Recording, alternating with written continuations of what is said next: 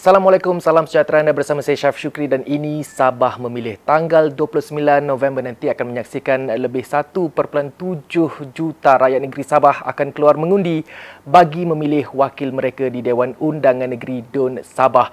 Dan khususnya ketika ini saya berada di Dun Silam di bawah Parlimen Lahad Datu.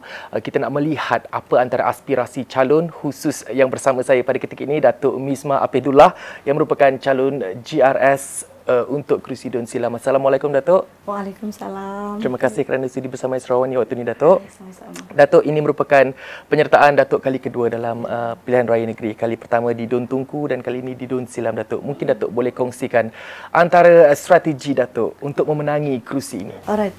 Saya melihat bahawa ini walaupun pilihan raya yang kedua tetapi dalam dun yang berbeza. Jadi sudah tentu antara dua dun itu mempunyai isu yang berbeza juga. Ketika saya bertanding pertama adalah pada tahun 2018 dan sekarang 2025 di tempat asal sendirilah. So antara dua ini saya dapat melihat bahawa Silam adalah satu tempat yang tepat untuk saya bertanding kerana sini adalah tempat kelahiran saya. Dan di sini penerimaan masyarakat di sini adalah kena mereka melihat bahawa saya adalah calon anak jati Lahad Datu.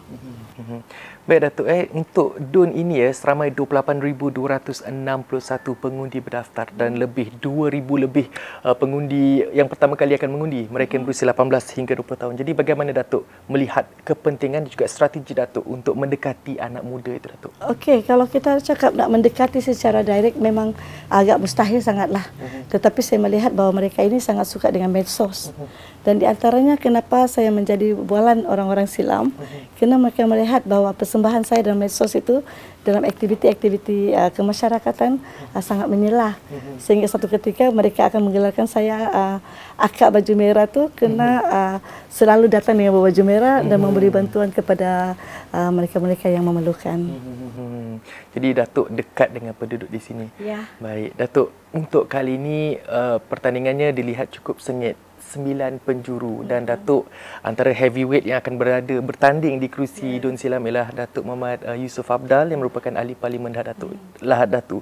Jadi bagaimana Datuk melihat saingan tersebut Datuk? Okey, sebab saya melihat begini, orang Lahad Datu ini mungkin boleh menilai satu dari sudut keberadaan MP iaitu Dun calon daripada warisan. Beliau juga merupakan seorang ahli parlimen dan juga merupakan timbalan menteri. Tetapi kita melihat sepanjang perkhidmatan beliau, sentuhan kepada masyarakat di Dun Silam itu agak kurang.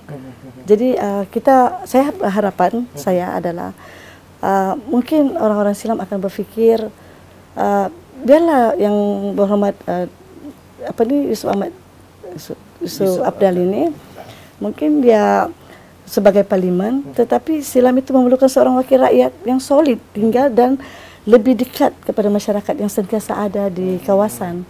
Jadi ini merupakan satu kelebihan kepada saya dan ini juga antara yang saya selalu wawarkan pada orang lain bahawa lebih baik ada dua wakil rakyat daripada satu wakil rakyat menjawab dua jawatan.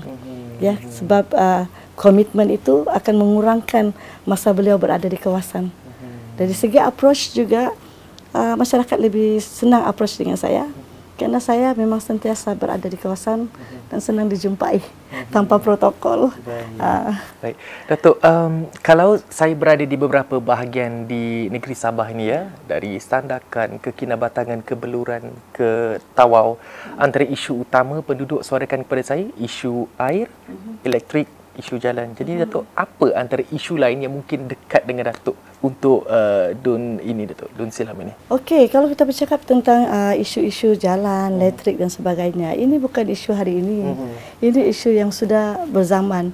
Tetapi sejak kerajaan JRS, dia mempunyai satu penjadualan untuk memastikan semua projek-projek ini akan dapat diselesaikan sehingga beberapa tahun ke hadapan. Dan progres itu kita nampak. Ya, sudah kita nampak bahawa Pen Borneo dalam perjalanan progresnya pembuatan dia dan begitu juga dengan air dan yang elektrik untuk pengetahuan saya Syaf, okey. Lahad Datu ini akan ada satu bateri bekalan bateri untuk elektrik, memandangkan POIC terletak di sini, dan kita tahu antara masalah dan cabaran dia adalah membekalkan elektrik ke kilang-kilang di bawah POIC. So tahun lalu melalui Majlis Daerah, Ahli Majlis Daerah Lahadatul, ada satu perancangan baru, bukan perancangan, sudah ada dibuat satu program di mana kita telah meletakkan sini lebih kurang tenaga elektrik bercharge, di mana kalau seandainya ada masalah elektrik ini melalui sumber bateri yang ada di Lahadatul itu, dia akan bekalkan terus ke kawasan yang ada di Dun Silam dan juga Parlimen Lahadatul ini. Baik Datuk, kita bercakap pula mengenai sumber ekonomi ya. Kalau dilihat di kawasan Silam dan khususnya di Lahadatul ini, peladangan, kelapa sawit itu antara yang sektor ekonomi utama jadi bagi penduduk di sini. Jadi apa usaha Datuk sekiranya diberi mandat pada kali ini untuk mungkin membawa memperkasa bidang agriculture di Dun Silam ni, Datuk? Ya, antara tujuan antara yang yang kita lihat bahwa ekonomi Lahadatul ini memang antaranya adalah memang agriculture, okey, pertanian, terutamanya sawit, jangan cakaplah ya.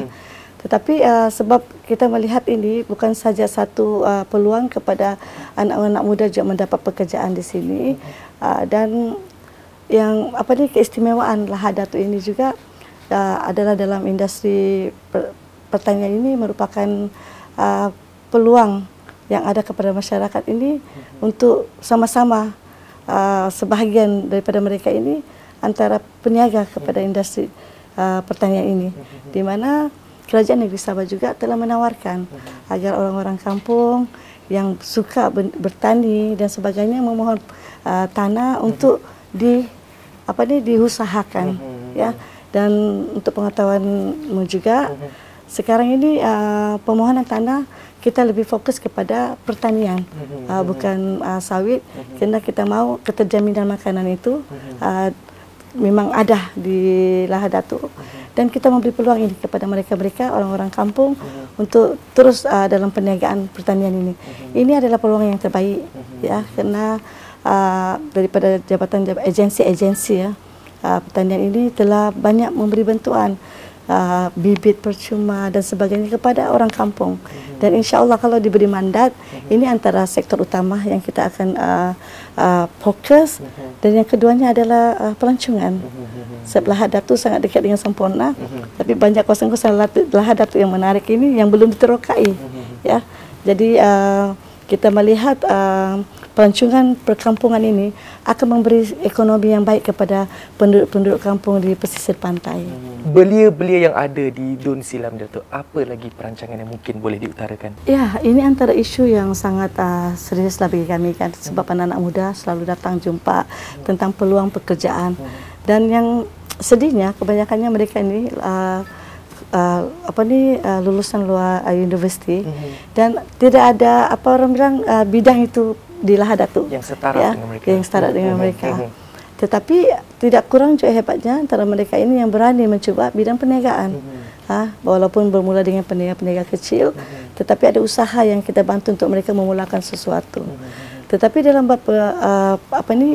pekerjaan ni, kerajaan yang ada sekarang, JRS ni, Ketua Menteri Sabah, Datuk Seri Panglima Haji Noor, telah banyak mengeluarkan dasar untuk membantu anak muda.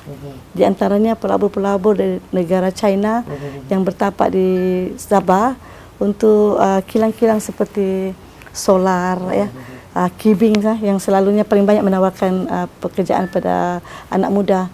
Dengan adanya yang ni, saya berharaplah anak-anak muda yang berada di Semenanjung ataupun di luar negara akan dapat tawaran pekerjaan di sini. Walaupun orang kata selalunya mereka ke KL ni, kilang-kilang yang ada tu banyak di luar negeri, tetapi Sabah saya yakin dan percaya bukan sekadar Ketua Menteri yang cadangkan bahawa banyak kilang-kilang yang akan dibuat di negeri Sabah, tetapi POIC itu sendiri yang berada di Lahadatul ini juga telah banyak membuka ruang dan tempat kepada para pelabur daripada luar negara. Dan kebanyakan mereka ini mengambil pekerja semua daripada anak-anak Lahad Datuk. Ini sudah jelas di depan mata. Dan kebanyakannya pekerja yang ada di POIC Lahad Datuk ini, kebanyakannya dari anak-anak belia Lahad Datuk. Ini antara satu yang sudah menawarkan hikmat kepada mereka. Tetapi dalam masa yang sama juga, kita mahu anak belia berani menjadi seorang peniaga. Kerana ini, anak-anak muda sekarang ini bukan saja melalui perniagaan secara orang kata bersemuka, tetapi dalam medsos dan sebagainya juga menawarkan banyak peluang kepada mereka. Datuk, akhir kata Datuk untuk orang kata bertanding di DUN ini, apa antara Datuk rasa yang mungkin menjadi kekuatan kepada JRS Datuk sendiri untuk menang di kerusi ini? Okey, satu, sebenarnya orang Lahad Datuk ini melihat saya adalah seorang yang sangat sayang kepada daerah Lahad Datuk ini. Jadi dan saya rasa kekuatan untuk kemenangan parti JRS di DUN Silam ini adalah kerana calonnya.